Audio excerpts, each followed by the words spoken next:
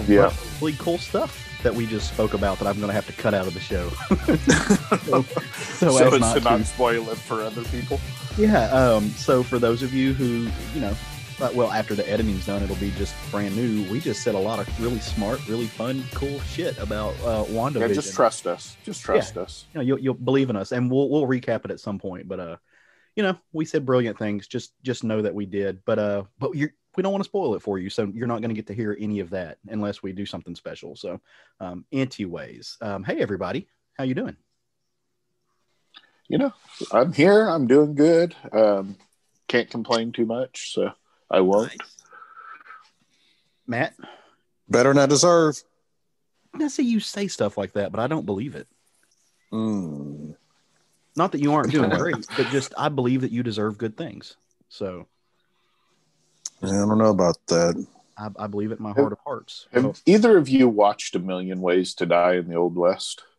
I have not. Oh, so I watched it the other night with Stephanie. I laughed through the whole fucking thing, and she did not laugh once. So we are on completely different levels of what we think is funny, apparently. Oh, that's that Seth MacFarlane movie. Yeah. That's right. I remember that coming out. Liam Neeson's the bad guy. Yeah. Yeah. It's like an hour and a half long Family Guy in the Old West, But I laughed through the whole damn thing. Mm-hmm. That's why she didn't laugh, because it was an hour and a half long Family Guy. Yeah. Wait, you say Family Guy is animated? No, it's live action. It's not really Family Guy. It's the same tropes he uses in Family Guy. Right. He uses in this, a lot of pop culture references and things like that. Okay. Yeah. But really funny. What platform did you watch it on? Just out of curiosity. I own it, so I watched it on, on capitalism. Streaming. Yeah, capitalism. That's the platform. I watched it on Vudu. Nice. I need to see if I can check that out at some point. Do you think, knowing my aversion to, happy feelings and comedy, do you think it would be something I would enjoy? This is kind of a self-loathing comedy, so maybe. Okay. It's do you like Family Guy? Occasionally. Then you may occasionally like this movie. Okay. There may be parts of it you think are funny and parts that you won't, but I personally laughed through the whole damn thing. Well, Stephanie did not laugh once. Oh, well, that's unfortunate for her, but yeah, I bet she would feel the same way if she listened to our podcast. That is occasionally funny and occasionally not. This is episode 163 of the Southern Geek and I'm gonna ham-fistedly wedge. Yeah.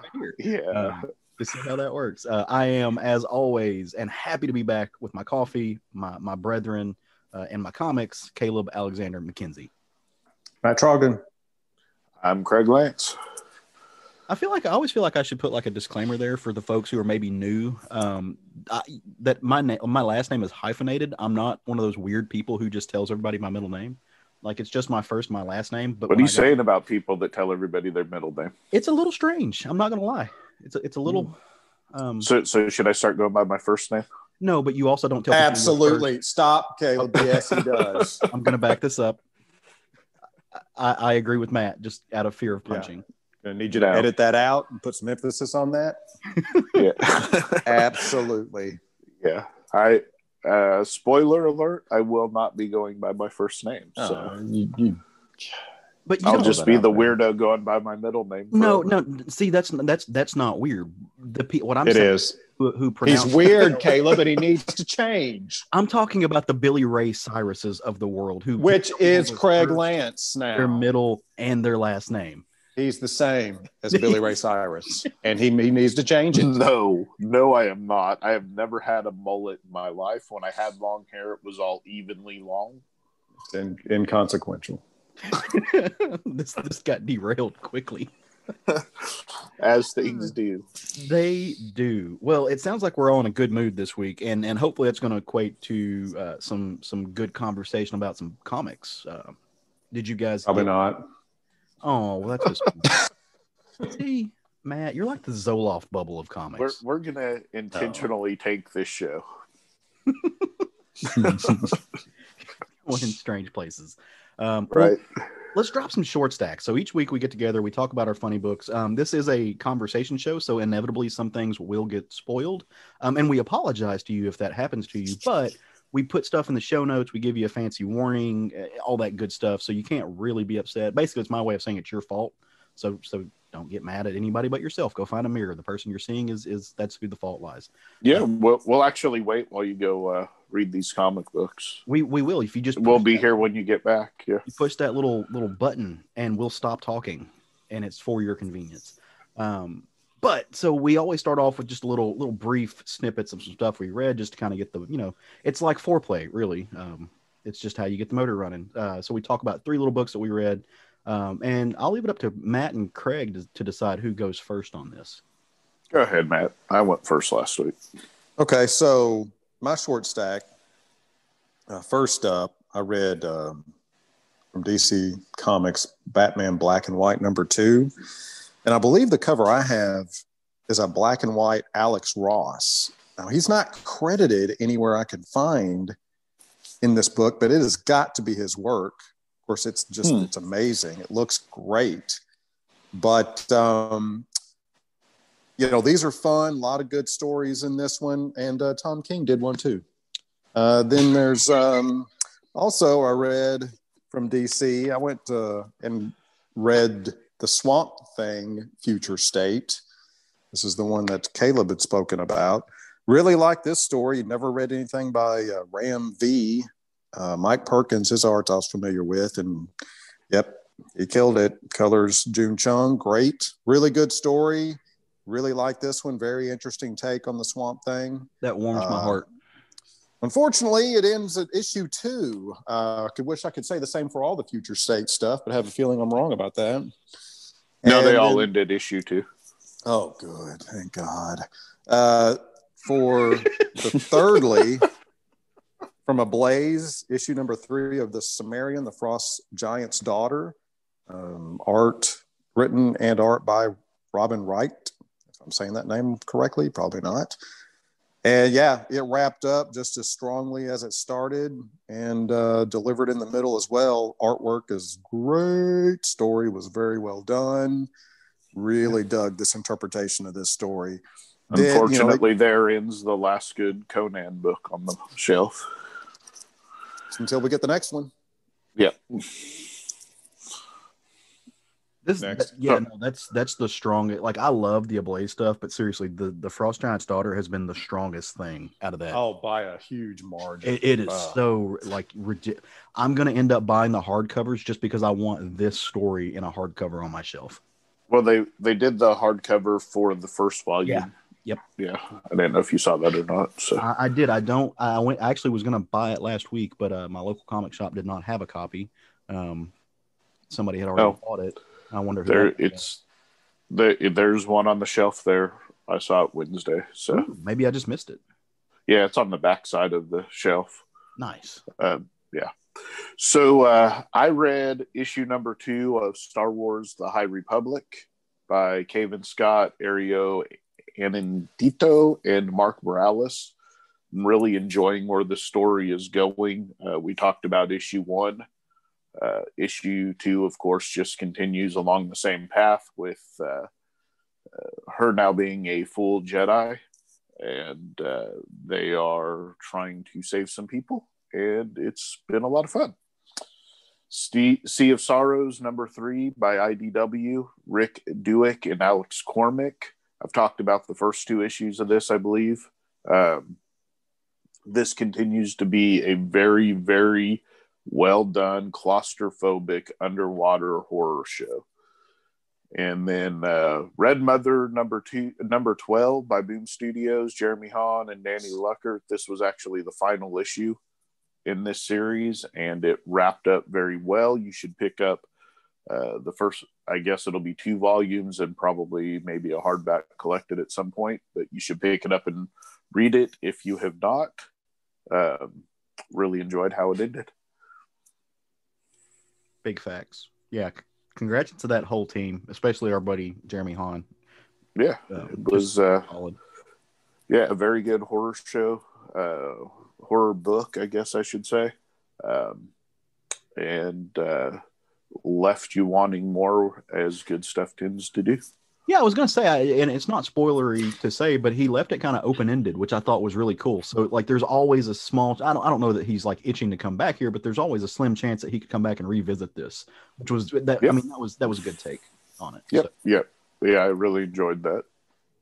Well, see, I thought I was going to be smooth this morning and just roll in here and like make Craig shine real bright and with all the happy by saying that the first book on my short stack was also Star Wars High Republic #2. Nice. I say that because if you know me, you know you've been listening to the show. I don't read a lot of the Star Wars comics, but this one made its way onto my short stack. And you know, basically what Craig said. I think this is a fun book. I love seeing this new young Jedi. I also like seeing how she's kind of bucking against the system a little bit. Like she's not staying in the formalities of things. She's very young. You know, there's moments where she's like, you know, the force is with me. I'm one with the whatever. Let's just get on with it. Like, so I thought that was cool. You know, it's very young, very fresh. She's still learning. She's a little bit of a rebel. So good stuff all around. Next, yeah, if you enjoy the Jedi's through a eyes of a child, wait till you get to my book. Wait till you get to my book for the week. Oh, nice. Yeah. I also want to apologize. I don't know if you guys can hear it or not, but my 105-pound behemoth of a dog is snoring like a grown-ass man under my desk. So if you hear anything weird, that's what's happening. So the next book on my list is Luna by Maria Lovett. I have kind of a girl crush on Maria Lovett. I don't know how else to put it. I think she's awesome. I love her books. I love her style. It is sensual. It is magical, edgy a little bit, but it's gorgeous. This story is fun. They take you to a brand new world. There's a cult. There's people getting sucked into the cult. Lots of weirdness. Literally. Yeah. It's cool. If I have one, and it's not even really a complaint, it's just kind of a note about her art. The protagonist in this book looks very, very similar, if not the exact same as the protagonist in Faithless. So I don't know if that's done purposefully or just she is not. I assume it's purposefully. I would think so because it's being put out by Boom as well. Yeah. So, but I just like it's almost the same look, and so that I found that interesting. And at moments, I don't know that I was supposed to focus on that as hard as I did. Yeah, I read that book, and I'm not sure entirely what happened in it because there's lots of drugs and lots of weird visions and stuff going on. Mm-hmm. But it was definitely beautiful. It was, yeah. Her artwork is. If you've never seen it, heavy on the watercolors, loose on the lines, very interpretive. Just it's absolutely some of the most stunning work that you can pick up off of a shelf right now. I think it's wonderful. And then last but not least, and I'm going to cheat a little bit as I'm known to do. It's not just one book, but it's a couple. I had so much fun in our deep dive of Alan Moore's Swamp Thing that I found myself in a can't stop, won't stop mode, and I kept reading. So I moved through probably the next 5 books. I know we covered 1 through 8, so I got through issue 12, 13, something like that. Just keep reading. Just the story just continues to get better and better. They loop in the arcane arc. You do actually get some Rick Veitch on the main artwork in this. Of course, John Totalbaum is doing the inking. You get that really great annual where they bring back in Etrigan. It's awesome. I don't believe there's a great annual. Lies. Yeah, I was about to say you're going to rile him up. You're going to rile him up. Well, but see, this is a pre-1990 annual. So okay. Oh, and what year was it, Craig, that the annuals took a dive into the dumpster? I don't remember exactly what year it was, but you don't. Okay. No, I know all the recent stuff is crap. So how recent? What year would be recent? Oh, certainly from 2000 on. probably from the mid-90s on. He's got a pegboard with push pins and strings connecting the spots. But no, okay, so that's my short stack, and I no longer want to talk about my hatred of annuals. We just know it exists. You brought this up. You did this. Yeah, yeah. You got to own it, bro. Oh, I do own it. Yeah. Well, no, the problem is he doesn't own it because he won't buy any of them. No, the problem is I do spend my damn money on them to have the complete set, and I never enjoy them. So, yeah, we give you shit, but I'm usually inclined to agree with the fact that, like here lately, annuals they're not worth it. But every once in a while, I still buy them because every once in a while, like the last Wonder Woman annual, you get something that is a gem. So I wouldn't know. I still like it. Yeah. So anyway, so that's my sports deck. You're welcome. I'm Upset glad that I can derail it. You hijacked my, my love of Rick Veitch and Swamp Thing, and that's right. You knew better than to bring up annuals. But it's a Swamp Thing annual. Yeah. Fuck you, Caleb. Yeah, that's what he's saying. You do Damn better. It, I quit. I'm going home for the day. Which would mean something if I wasn't absolutely already at home, recording this from the comfort of my office and not wearing pants, because that's what 2020 has for us. So, okay. Anyway, too much information. Just let's get on with the review. It's not too much. You were thinking it anyway. So, all right. So those are our short stacks. If look, we would love to know what you fine folks are reading throughout the week, just to it would make us happy to know. We're always curious. So if you want to come hang out with us on our Facebook group, it's a private group. You have to you have to apply to get in, and I use that term loosely. Essentially, we just make sure you're not like a Russian bot or a troll or something like that. Some Nigerian prince who wants to help us get rich by giving them our bank account numbers. We keep those folks out, but we really would like it if you all, and maybe you're in that group and you just are kind of lurking behind the scenes. We'd love to get to know you. You post about what you're reading. We'll engage with you. We always need more comics conversation happening. But if you are a real Nigerian prince looking to make us rich, please send the checks to ... Right, yeah, no shit. Like, we're not going to give you our bank account number, but we'll let you know where to put the money. So, yes. But that's always fun. You can also see images, snippets of what we're reading if you follow us on Instagram. We're at SFG Podcast on that. And we use that same handle over on the Twitters, which I do not do nearly a good enough job about posting on Twitter. I need to up my Twitter game, but I just don't. I don't know why. It's a great place. It's a cool platform. Because it's a hive of scum and villainy. It can be, but only if you use it. Like you have to be guarded, but it's just like all other social media. Did you catch that, Matt? It's only that if you use it. That's what he said. You use it that way. Matt can't talk on this one because he actually has a Twitter. So where he has shunned and rightfully so avoided the crack book. He has a Twitter. I've seen it with a T. Yeah, it's true. I've gotten so bad I don't even retweet or like things because I don't want my profile to be like popping up. Yeah, I use mine. But I use that for me stuff.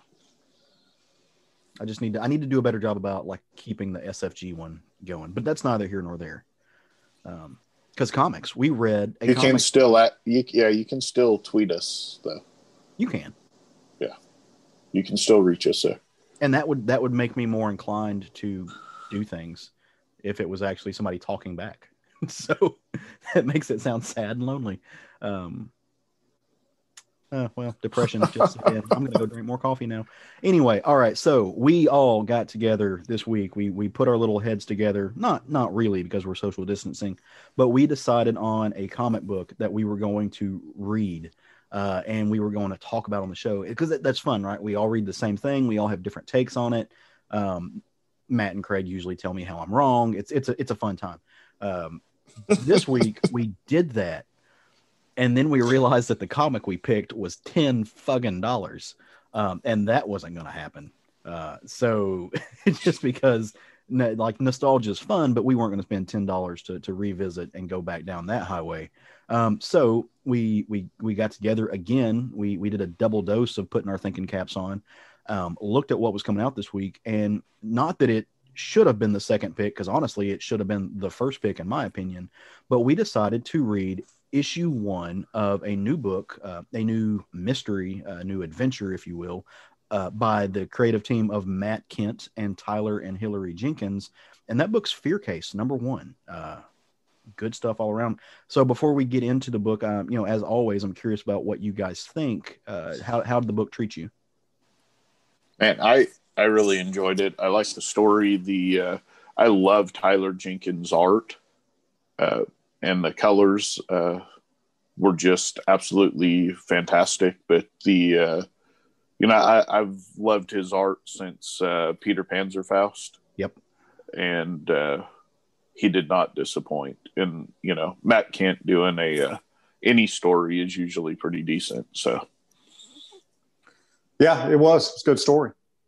Good. Yeah, the artwork was really interesting too. Do you guys know, was this chalk? Was this like literally crayon? Do you know what kind of, like, how the colors were done on this?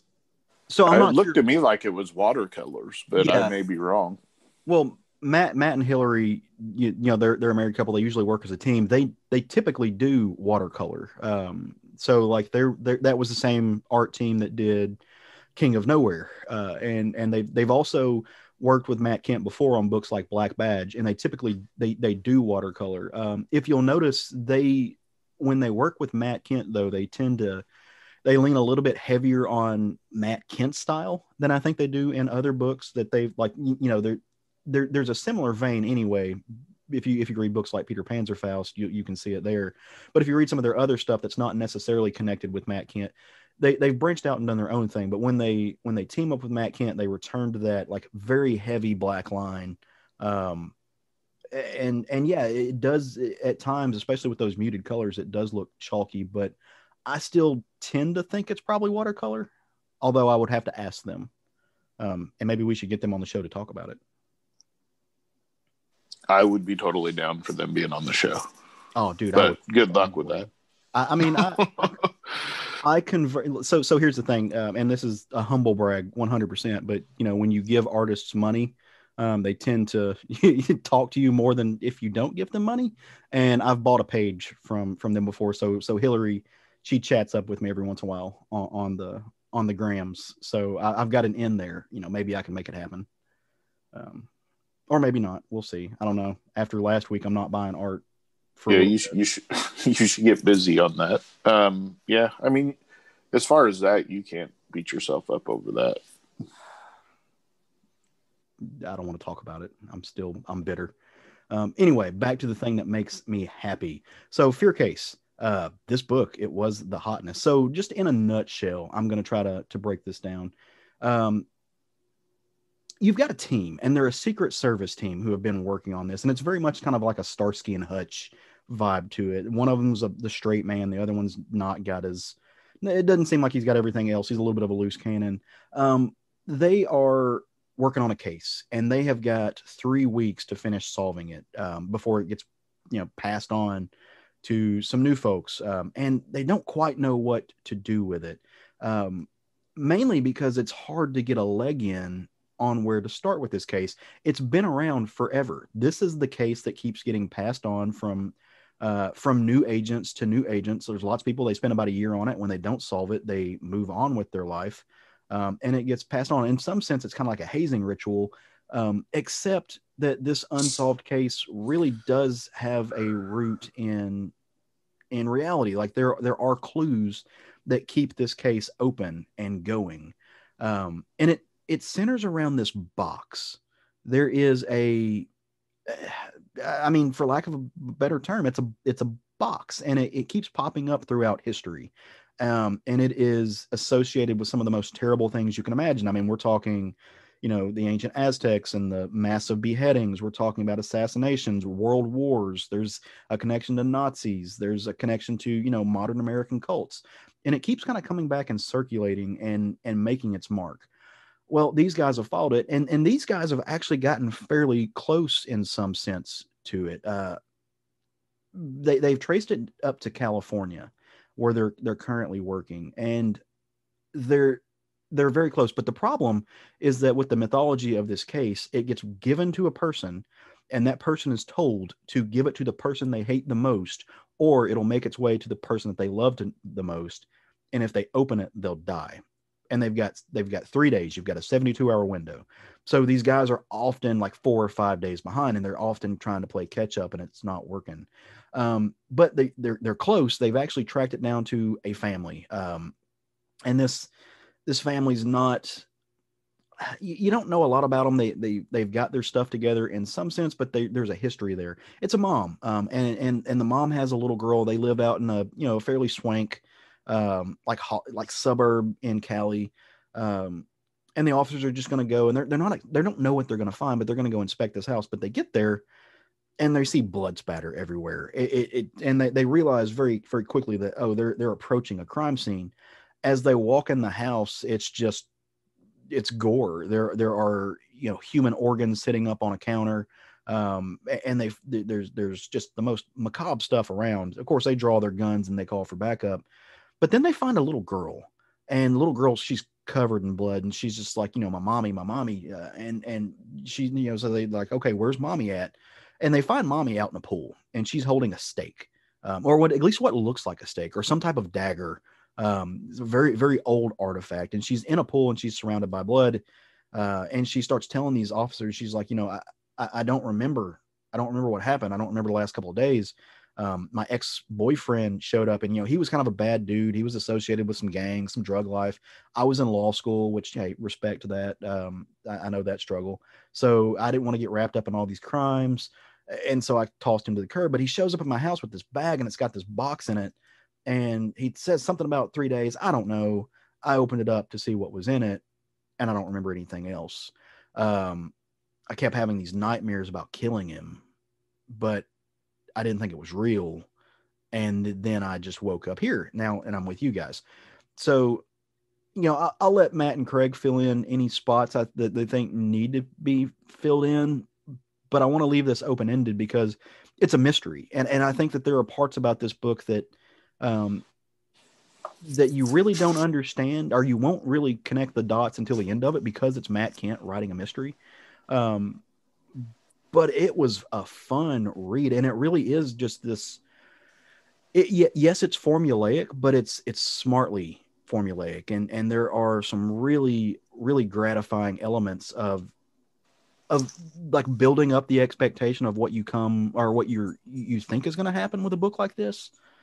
That you could be right, and it could still be equally as gratifying as if you were completely off the mark. But unsurprising, I'm in for the long haul on this book. I think it was very few people are writing like just generally OG mysteries right now that are this cool and this pulpy and this fun. So like I said, I'll let the guys take it away from here. What parts about this book really sung to you?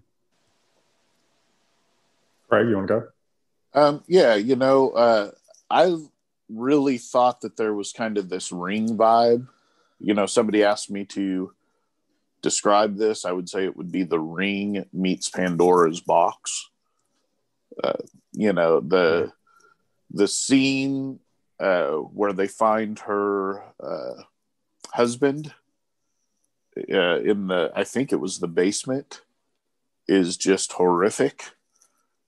And I'm kind of I'm enjoying that horror vibe to it, which apparently is what I'm really into right now in comic books. So yeah, I'm in for the long haul on it. I am not. It's not that it was not well delivered, I would say. It's just supernatural horror stories.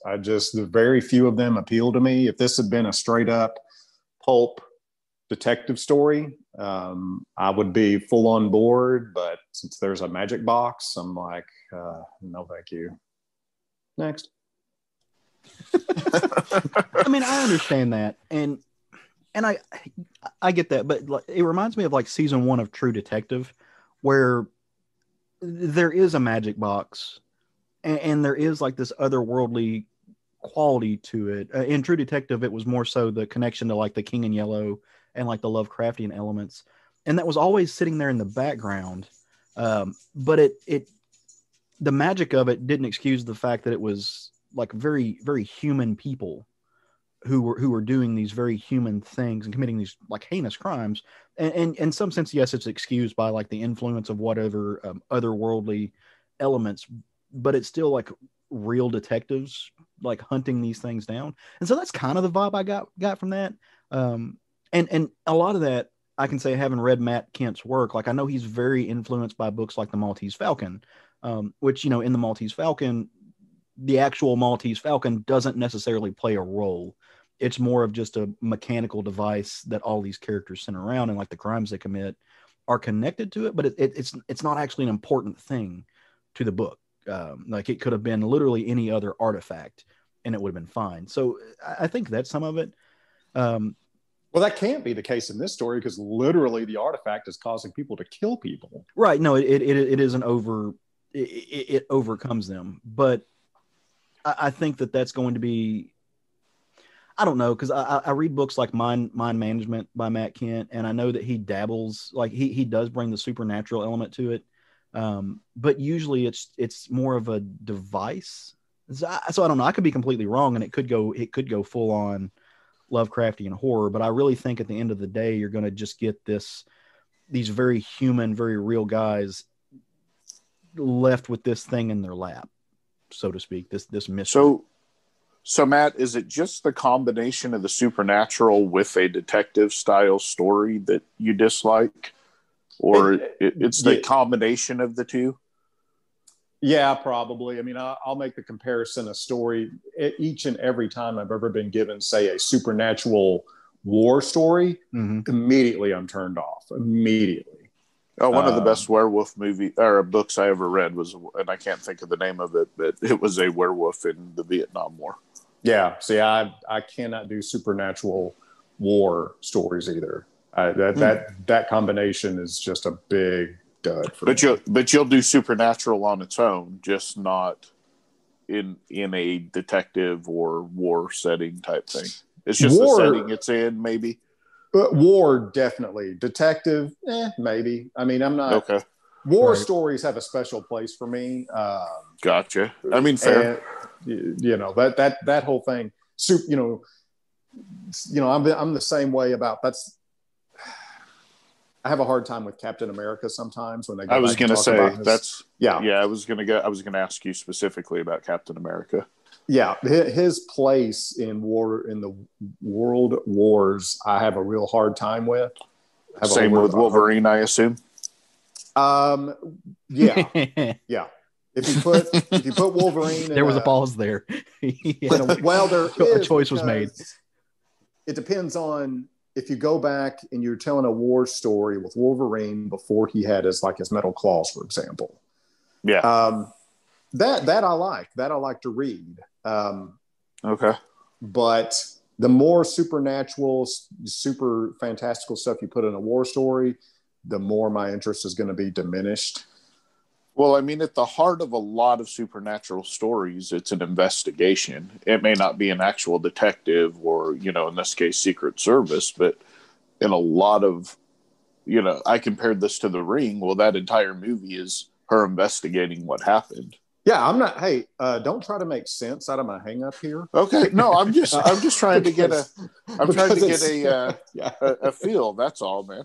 Well, yeah, I mean, for our listeners, what maybe turned you off? That's all. I'm just not big on supernatural stories. Period. There's very few that I really get into.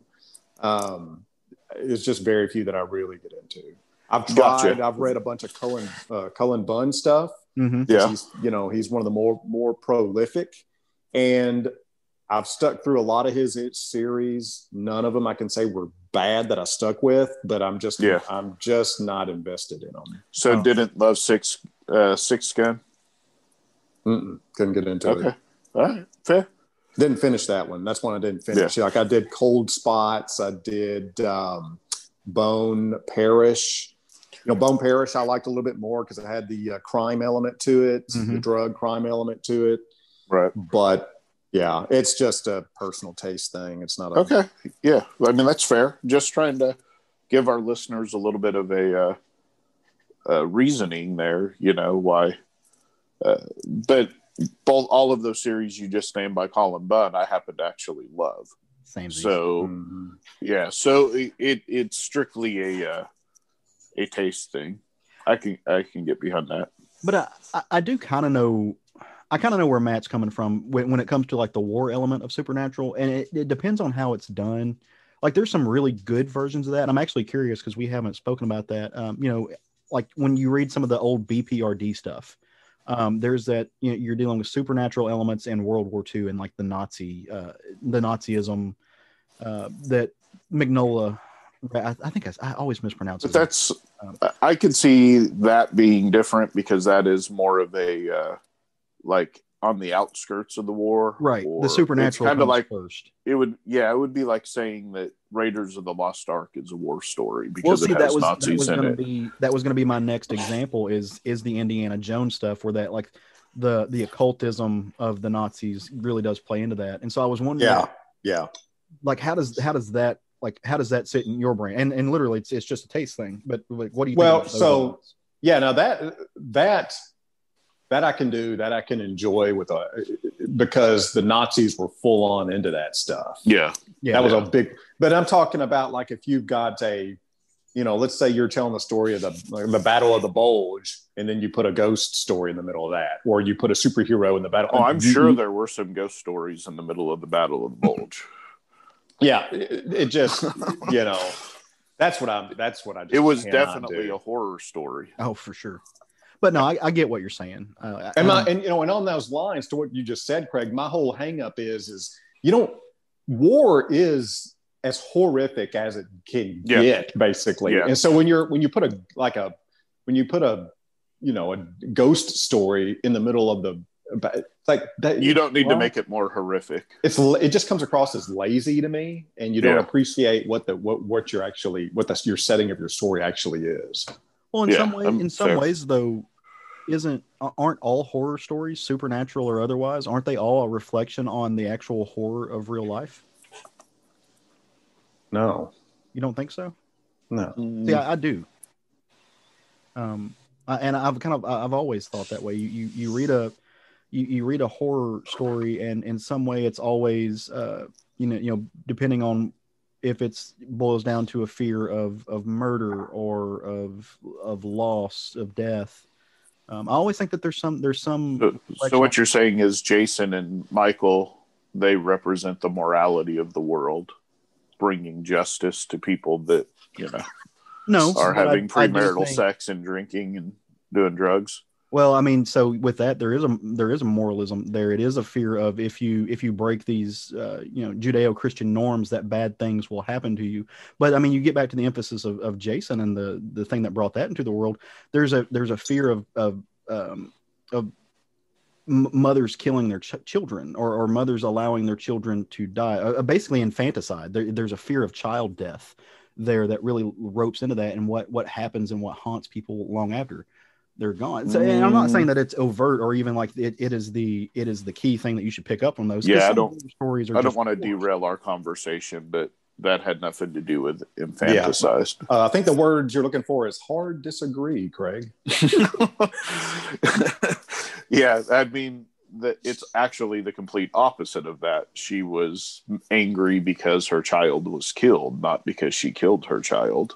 Well, right. But killing children is, it's still child loss. So infanticide might have been the wrong word, but I mean, there's that fear there. But, gotcha. I think there's some real world element that we always that are inherent to the creation of especially supernatural horror stories. And like I said, it may not be the thing on the front line of it, but I think usually it's there. Like to me, there's nothing more terrifying than real life. And so I think that's where the horror genre is born. Well, I think that was Matt's point on the war stories. Yeah, Is for it's sure. horrific enough without adding another horror element to it? And that I completely understand. Yeah. And agree with. Oh, I do too. 100%. So, I will definitely be on this book. I personally, again, I would stay on it for the Jenkins art myself, but the story has me addicted as well. And I am a mark for this story, and I'm in on it. I really need to go back and read Black Badge that these guys did. That this whole team. I say these guys. Apparently I missed out on that one. So yeah, I love Matt Kindt. I've got a whole lot of Matt Kindt on my bookshelf. You know, I love the Jenkinses. There's nothing about this that doesn't speak to me, and I love the genre. I mean, y'all know me. I love, you know, Easy Rawlins, all those books. You know, Devil in the Blue Dress, and I would love if this ties back to Pandora's Box, that's what this actually is. And, you know, going back to the evil through the ages. Could very well could. On the other hand, I would hate to have guessed that in the first issue. I dig it. I also think that there's something important that we're like when we're thinking about policing that to note that these two guys they're both African-American detectives. I think that plays a lot into it. But the history, I don't know if you made it to the last page. I also didn't know the very real history of the Secret Service. Had no idea the Secret Service like was older by a good 3 decades than like the FBI. I found that part fascinating for sure, that they were actually the FBI, CIA, NSA, all of that wrapped into one. Yeah. And apparently, like it was supposed to be created by Abraham Lincoln, but it was on his desk unsigned when he was killed. Did not know that. Yeah. So if he had a Secret Service, he might have had protection at the right. And I haven't done enough research to know if that's true. I'm assuming it's true. I don't know why it would be put in there the way it is, but that's just a cool little tidbit. For narrative purposes, maybe, but I assume it's true as well. He's a smart man, that Matt Kindt. Yeah, I'm enjoying it. I'm gonna, like I said, I'll be on it.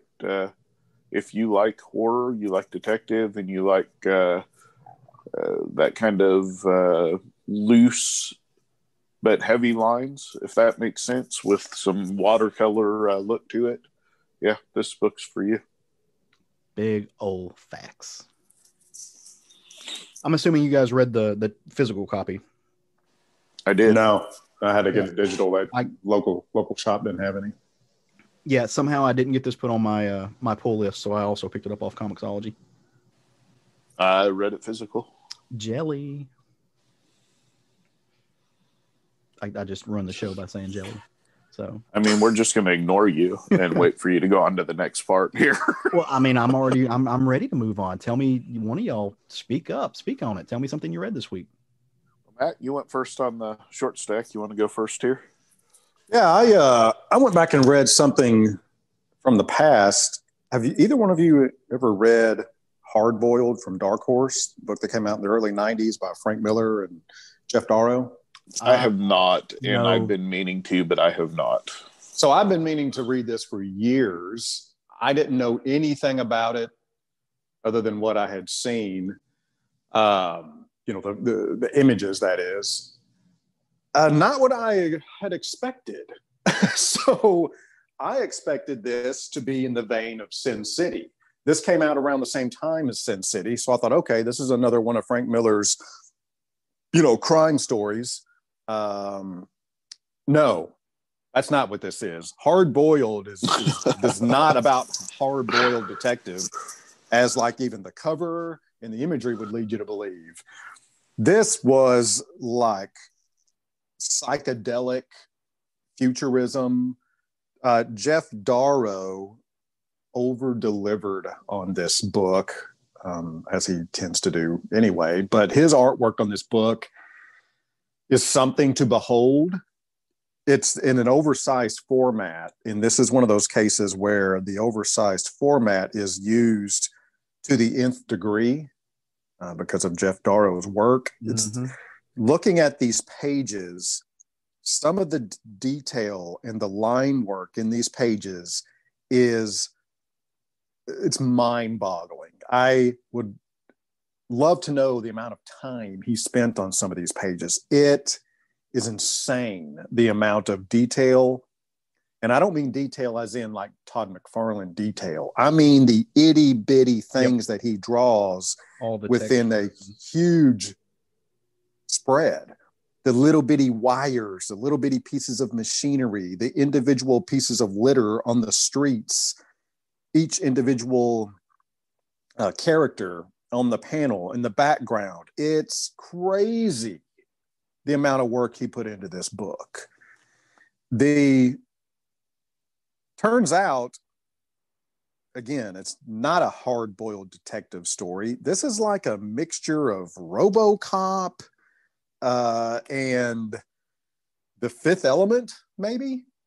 The main character is a cyborg hitman operated by a corporation who is sent out to kill competing corporations and their representatives. And, you know, he's a corporate hitman, basically.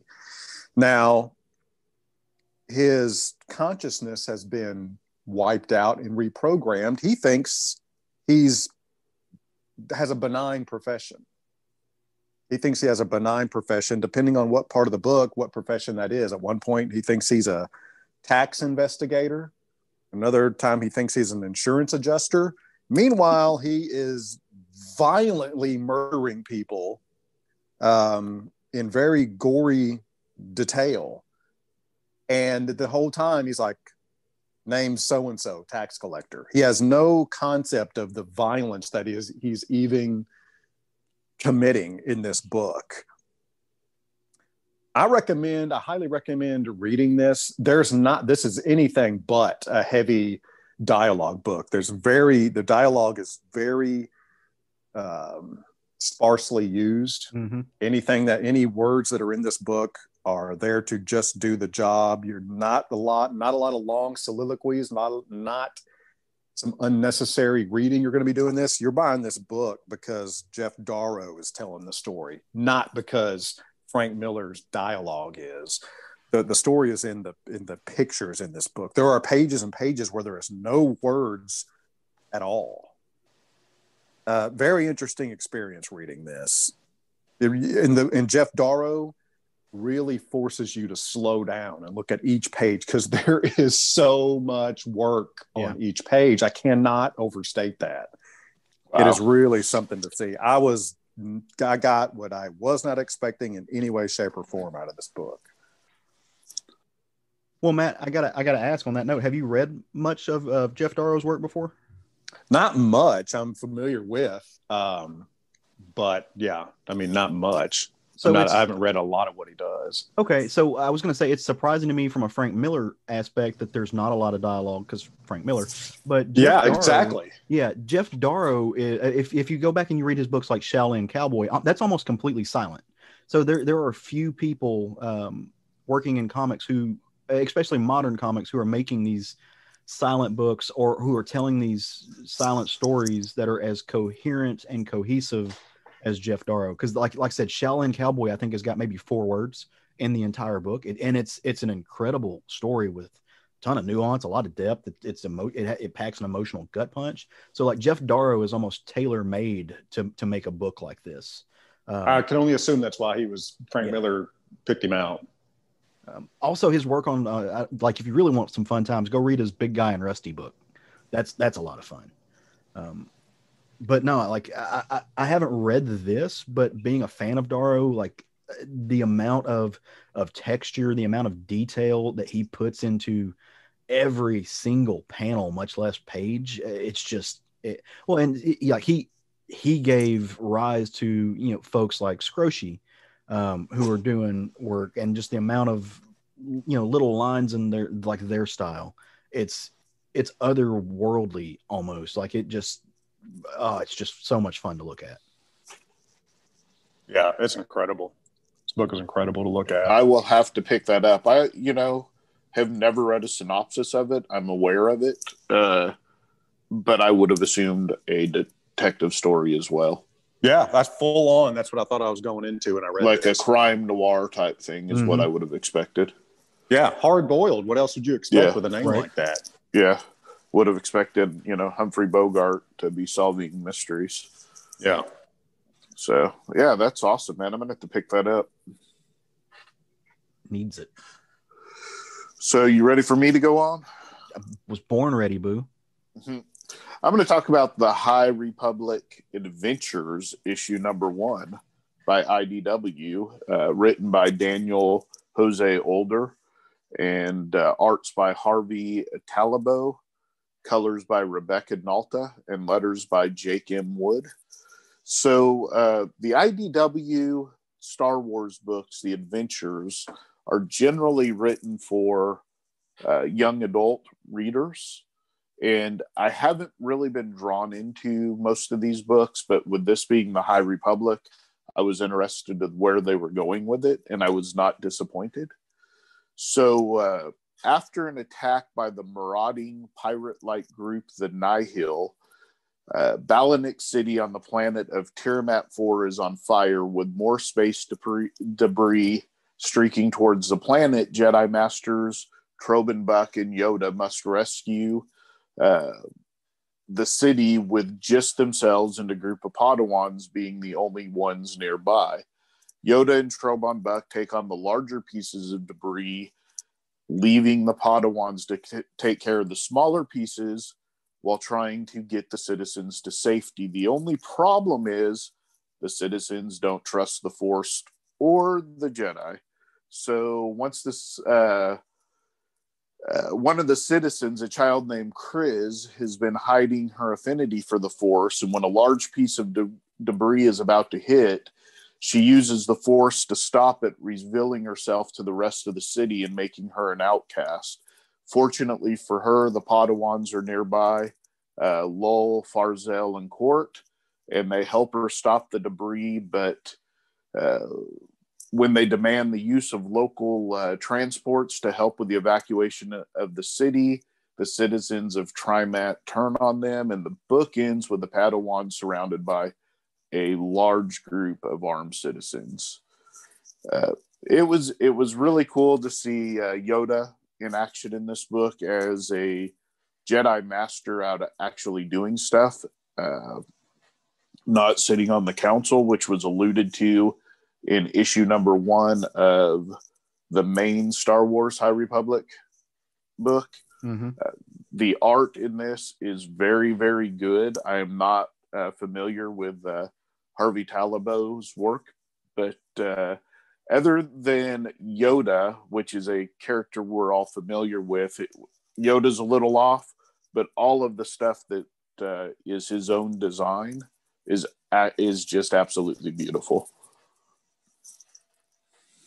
Nice. Yeah. What do you mean? What do you mean by Yoda's a little off? You mean the design, character design, or the dialogue? Yeah, the dialogue's fine. The artwork for Yoda is just off a little bit, and I can't really explain it. It's Yoda, but it's a younger version of Yoda. But when you have something that you've looked at for so long in your life, I would almost compare it to a little bit like Uncanny Valley, if that makes sense. Got it. Yeah. Which is weird to say when you're talking about a puppet versus CGI versus a comic book. Right. But it just felt a little bit that way to me. But again, all the rest of the art, all of his own character designs, absolutely stunning and well done. And I'm interested, obviously, this child, Kriz, from this planet is going to end up being taken into the Jedi Order, I would assume, or be at least removed from these people that now hate her for saving them because she used the Force. So that dynamic's going to be interesting, and how they actually, how much of this kind of pirating they put into these young adult books will be interesting as well. Nice. So I've read some of the adventure books, but usually they're like the Marvel Avengers Adventures or something like that. Right. Right. And those kind of the art style on those remind me. I mean, they're meant for modern kids who are watching modern kid cartoons, and so they have a very young and fresh style. Sometimes, I mean, it changes depending on what sets the mood. But is the art in this? And I only ask this because I'm too lazy to Google right now. But is the art in this more like Star Wars Rebels? Are we talking about Clone Wars style, or is it something? Nope. It's exactly like if you read the Star Wars The High Republic comic from Marvel. Okay. Yeah, it's typical comic book art. It's not stylized. It's just what you would expect in one of the Marvel Star Wars books. Okay. So kind of easy to digest. I mean, there's some detail and stuff in here. It's just not the stylized what you're asking, like the Adventure Time or anything like it's typical. I mean, there's actually quite a bit of detail in this book for a kid's book, in my opinion, or a young adult book. Yeah. So not that you can't have that, but as you said, most of it tends to be very stylized. That is not the case in this. Well, yeah. I mean, if you look at stuff that's meant for younger kids, I mean, this goes all the way back to the beginning of animation, the Disney era stuff. There's not a lot of heavy detail in stuff. Yeah. I mean, even your ducks. If you've looked at any of the Star Wars adventure stuff, it is kind of in that stylized. It doesn't match the cartoons at all, the Star Wars cartoons. Okay. But it is much more highly stylized, where this is just, like I said, you would easily find this in any of the Star Wars books you would be reading in the Marvel line. So, yeah, I will definitely be continuing on this book, where most of the Star Wars IDW books I've just collected for collecting's sake. Yeah, I can see that. Nice. So, I'm going to go Google this later because I am reading the main book. So yeah, and this is all it has Yoda and Trobon Buck at the beginning, but then they let the Padawans do their thing. So the rest of this book, from about page 4 on, are these young Padawans doing their thing. So it really is kind of through their eyes. Well, that's what I loved about the old Jedi, like the Young Jedi series that, I guess it's considered Legends now, but it was Jace and all the rest of them at the Jedi school, because it was like Luke and Leia and Han and them, they were all in the background, but these were young and new people. Right. That they were always a lot of fun. I love those books, man. Those are cool. They were. But yeah, definitely recommend this if you're enjoying the High Republic main title. It will definitely be kind of a good companion book to read, I would call it. Nice. Yeah. I miss Mandalorian. When's that coming back out? I need it. Probably not till 2022, because 2021 we're going to get Book of Boba Fett instead. I miss Mando. I need my baby Yoda. I miss Yiddle. Apparently you didn't watch Mandalorian season 2. Oh, I did. I'm refusing to acknowledge that he has a different name. No, I'm talking about wanting him back. I don't know that that'll happen in season 3. I don't know. They did leave it open to where he might not, but he's such a fan favorite. I don't see. I mean, that dude's a moneymaker. Yeah, I mean, I don't think he'll be gone forever. But eats little eggs and shits out dollar bills from frog people. I mean, yeah, he does that. Well, so the book I read this week that I wanted to tell you guys about, it actually was not a book I was planning on talking about. This is one of those happy circumstances kind of books. When I was getting onto Comixology to purchase our main book, because our local comic shop didn't have any copies on the shelf, which is not their fault. That's totally on me for not getting signed up for it. Just want to acknowledge that was my mistake. But as I was getting on Comixology to buy Fear Case, I caught out of the corner of my little eye a little thumbnail for a book called Ghosting. And as I looked, what caught me was the cityscape that's on the cover. It's very light blues. It's drawn in like really, really thin line pencils. There's a lot of it's kind of gorgeous, kind of sketchy art that you might find in more European comics and graphic novels. And so I looked at it and I was like, oh, what's this? And then I looked a little bit closer, and it's called The Complete Ghosting. It's an entire set, and it's written by a cartoonist named Debbie Jenkinson.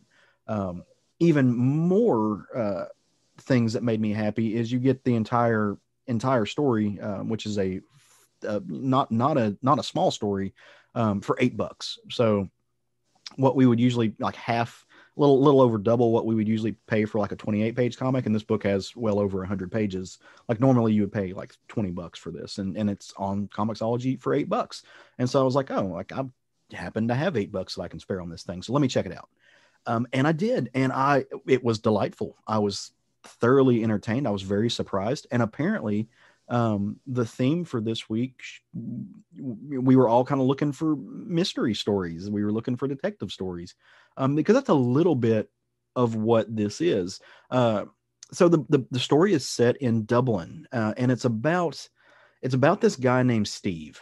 And Steve he's a city bus driver, and his life is absolutely as mundane as you would expect that to be. Sorry for any municipal bus drivers out there. I'm sure your life is exciting, but it's meant to be in this case. He's in a dead end job. There's no upward mobility. He's middle-aged dude. No prospects. He just kind of lives a day-to-day, kind of a lonely life. Oh, that kind of changes one day for him though, and he meets this young woman from Italy. And she tells him that her name is Monica. But Monica is kind of shrouded in mystery, because she's very aloof. And again, she's an Italian living in Dublin. How'd she get here? What's the story with that? You kind of come to find that out. But long story short of it, Steve kind of falls head over heels in love with Monica in a very short period of time. Like this is something new. Like he's got a little pep in his step. He's perked up. Things are changing.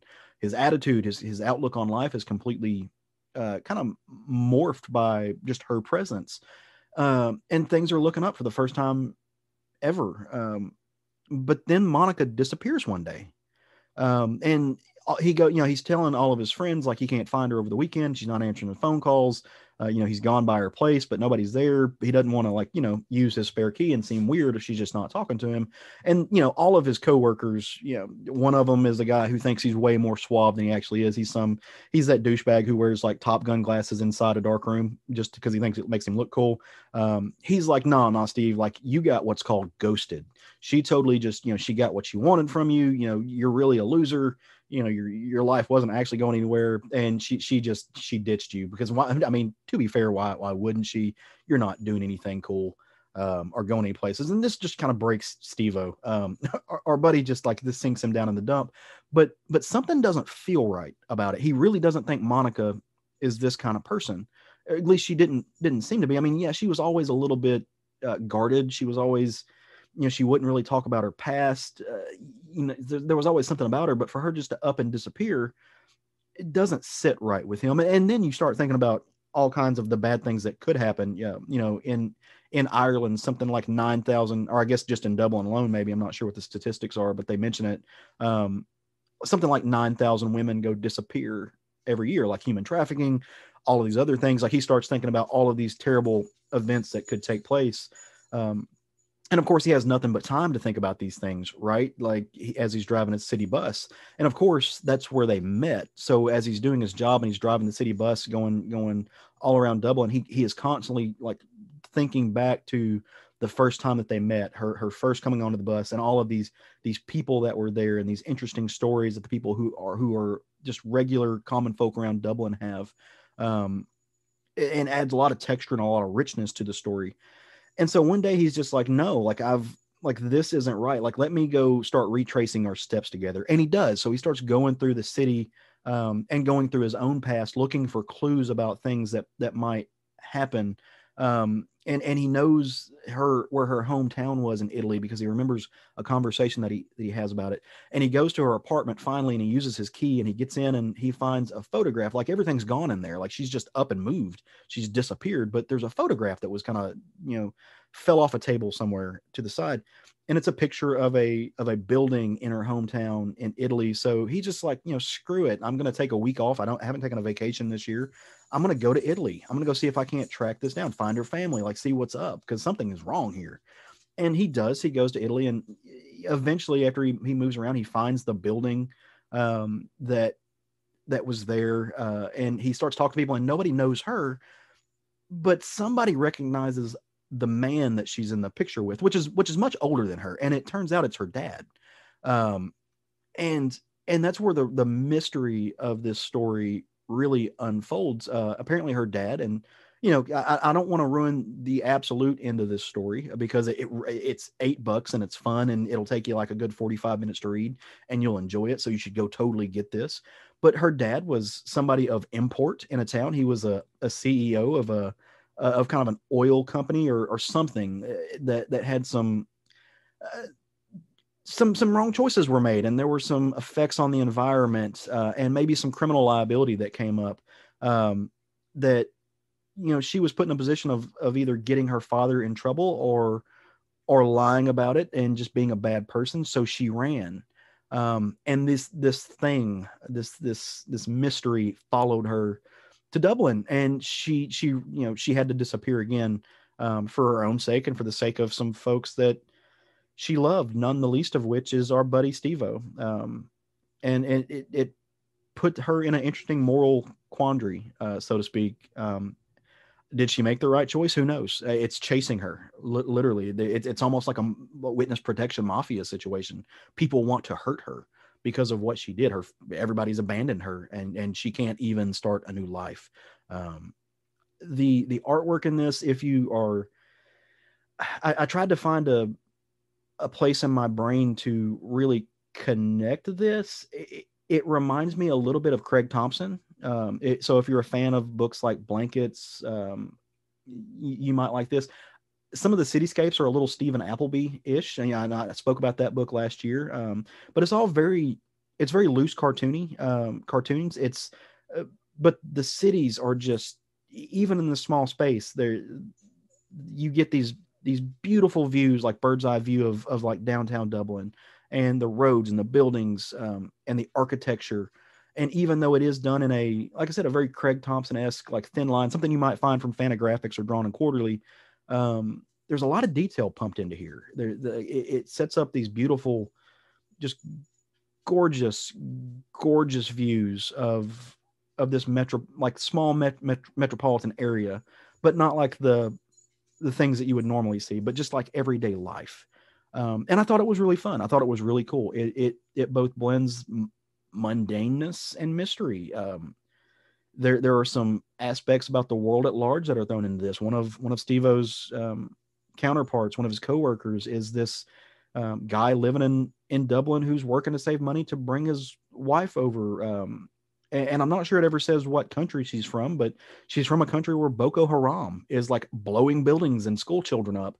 And so he's like, that's what he's there for. He's trying to get her over. And so he's literally a guy driving a bus who's living in fear of a massive, of losing his entire family. So this idea of like this global community and an immigrant story and all the bad things that can happen in a very small space when you consider the size of the world and how everything is connected. It really brings it home. I thought it was great. If I had have read this in 2020, it would have easily been in my top 10 list. I don't know what it would have misplaced, because we might have had to do a top 11. But it's good stuff. And you don't get many. I thought you did a top 11. No, I did not. I didn't.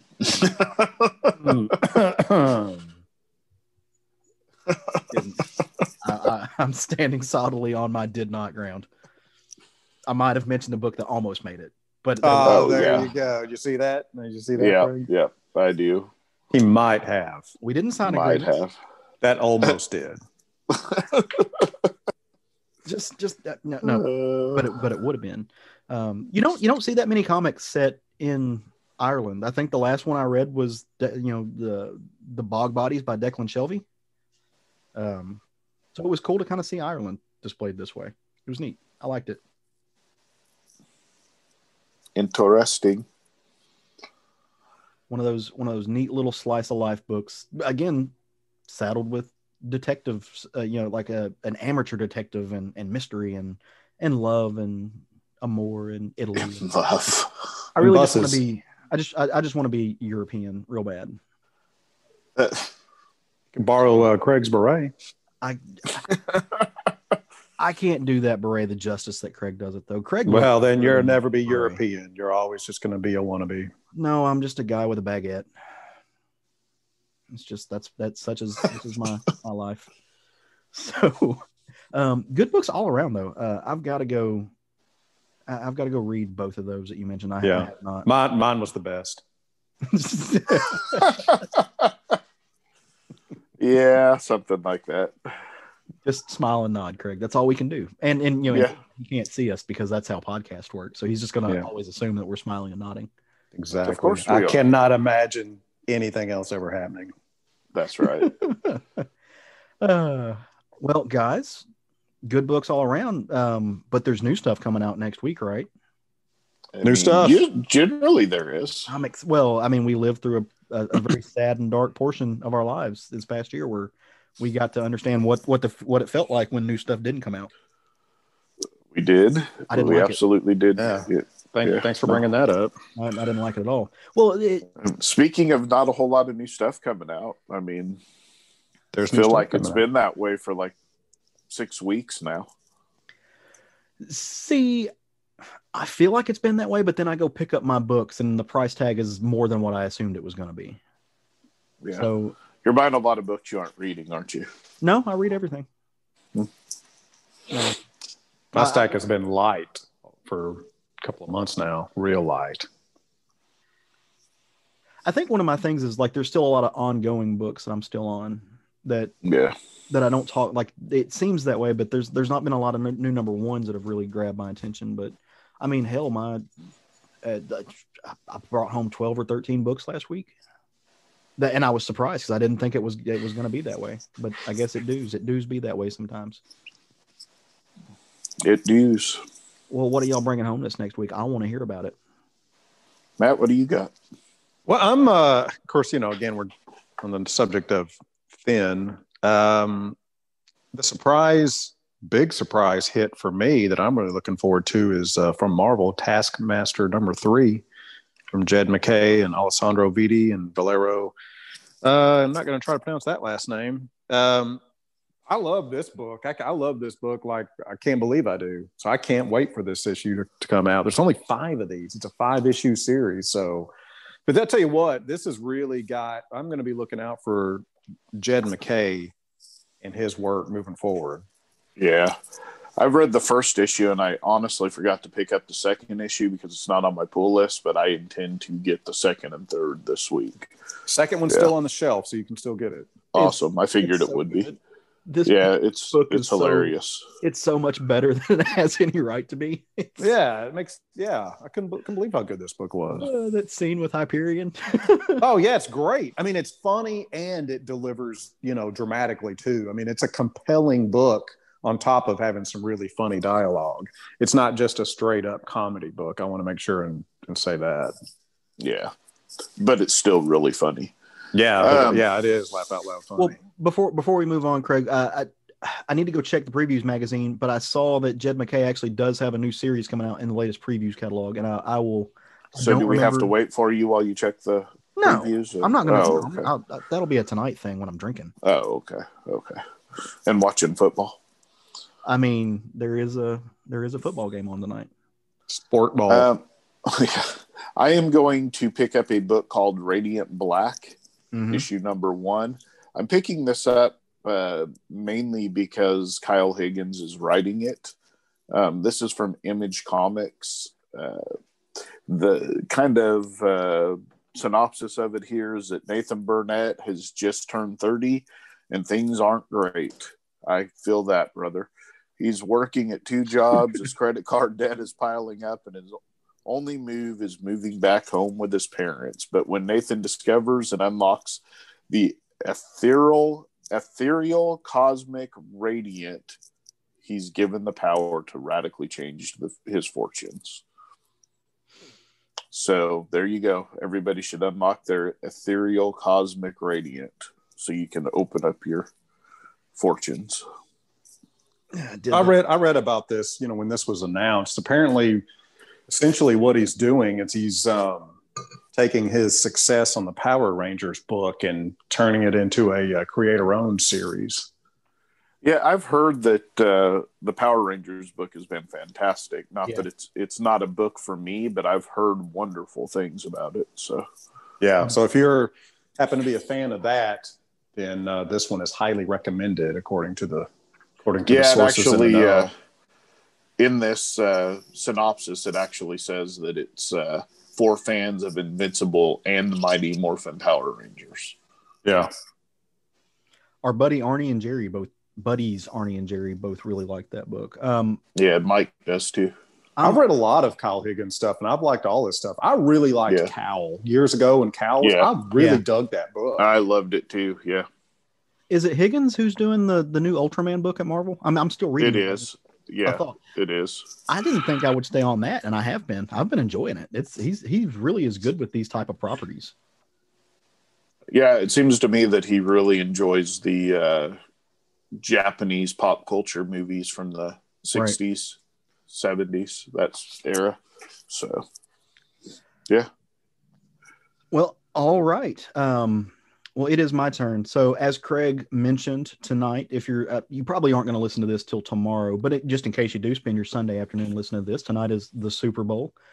So, I'm not going to cheer for either team to win. Just have fun watching it. Neither one of them are my team, which you might think that makes me sound like bitter, but I'm not. I get to enjoy the experience of knowing that my team will not lose the Super Bowl tonight. And so I'm happy about that. But that is a positive spin if I ever heard one. Yes, for a Cowboys fan, that's all we have. But if you do go someplace, I mean, not that I think you should, but just remember we're in a pandemic, but also don't drink and drive. Just don't do it. There are options out there and all of them are better. The best option is stay home and drink with yourself. That's facts, big old facts. We're endorsing drinking alone, folks. During a pandemic, for sure. just to be clear, I've always endorsed drinking alone. It's official. That is not new news. I drink alone all the time. It is wonderful. I drink with my dogs. That also helps. All right, so on to my book that I think you should grab. If anybody who listens to this show thought I wasn't going to tell you to go out and buy Black Hammer Visions #1, I don't know what you're doing, or apparently you're not paying attention because it's Black Hammer, and this comes out of Dark Horse. It is a continuance of this series. It's not even a series. This world that Jeff Lemire has invented that I have fell in love with. And the cool thing about this is going to be, it's kind of an anthology series. I guess is a way you can put it. It's being told by writers, some of which we know, which are big names in comics. Some of them are big names just in nerd culture. But I mean, you've got folks like Jeff Johns, who's working on this, Mariko Tamaki, Chip Zdarsky, Kelly Thompson. I mean, those are some big names. But you also have Patton Oswalt, who is writing one of these stories, with artists like Dean Kotz and Jason Wordie. And they're going to explore the youthful superheroine Golden Gale on the Black Hammer farm. Then this is going to take place before Black Hammer #1 and her struggle to maintain her sanity, because as we know, she is a chain-smoking, angry, middle-aged woman trapped into the unchanging prepubescent body of a fourth grader. So it's kind of the anti-Shazam, if you will, which is a really interesting take on it. So yeah, just another chapter into the powerhouse. It's Black Hammer. Go ahead. It's very much like Miracle Man. Yeah. When you're in the form of your Miracle Man,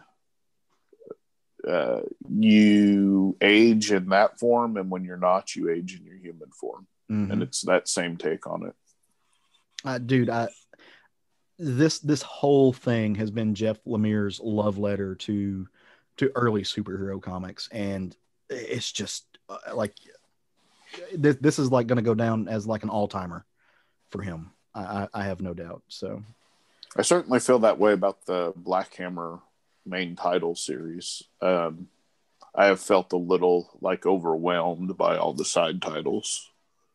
Nah. It's, I mean, I'm not saying they're not good. It's just, there's a lot of it. There's a lot of it. There is. Yeah. Not saying it's not good, because a lot of it has been very, very good. So. Well, I kind of think of it as, look, like with a publisher like Marvel, it's impossible to buy all the titles. But the way I think about Dark Horse, or at least the Black Hammer corner of Dark Horse, like I just imagine it like if it was its own small thing. And even though I just love everything in this, so and I want to know about the Expanse. There's a lot of it, but I'm completely sold into it. I'll get it all. It's just, to me, it's chef's kiss, moi. But there is a lot there, and if there are sideline stories about villains and stuff that people don't care about, or if you're not looped into it, I can see why you wouldn't. But there's just for me, it's just like it's a must have. Gots to have it. Gots to. There you go. Needs it. Well, all right. Is there anything else we want to shout out, talk about before we call it a day? Shout out to your family. To your mama? No, I think that's it. I should have said this when we were talking about Fear Case. Matt, how'd that first page about coffee treat you? Man, did that ever hit home for me? I'm like, somebody knows coffee that wrote this. If somebody knows a lot about coffee that wrote this. If I can afford to buy one page within the next 6 months, and if I can get that one with the letters on it, I want it real bad. Are you guys reading a comic about coffee? No, dude. The first page of Fear Case. It is. Oh, okay, yeah. Okay. I mean, I could feel the eye roll of the second character in that dialogue. I could feel it because I've seen it so many times from saying those type of things. I think it's gospel. Until they taste my coffee, and then they're like, "Oh my gosh, I can." Right? Yes, I'm like, yeah, right. It's like people like my dad was laughing at me not too long ago for having a French press, and then I took it down for him. Forget what it was. I had to drop something off, and I was like, "Here, drink this." And he was like, "Wow!" And I'm like, fuck you and your Folgers. I can't say that to my father. I do love. I love him, but he understands now. So yeah. Coffee, it's delicious. Also delicious is our friends and their commentary on the things that they like, and you can find all that at all those little social media sites that we talked about. You know what else is delicious? That feeling you get when you support your local comic shop. For us three, we all go to Kapow Comics over in Sherwood. If you know where that's at, it's off of Kill Avenue. But we've got listeners from all over the state, all over the United States. Hell, we've got all over the world. So go find you a local comic shop, make friends, find you a place to fit in. And if you're at a place where you can't, you've always got us. We'll be here every week, same time, same place. We enjoy doing it. We love each other and we love y'all. So, well, I mean, we like each other. Yeah, careful. No, that's how rumors get started. So, all right, go for it. Love some comics. Woo! See y'all next week. Right on.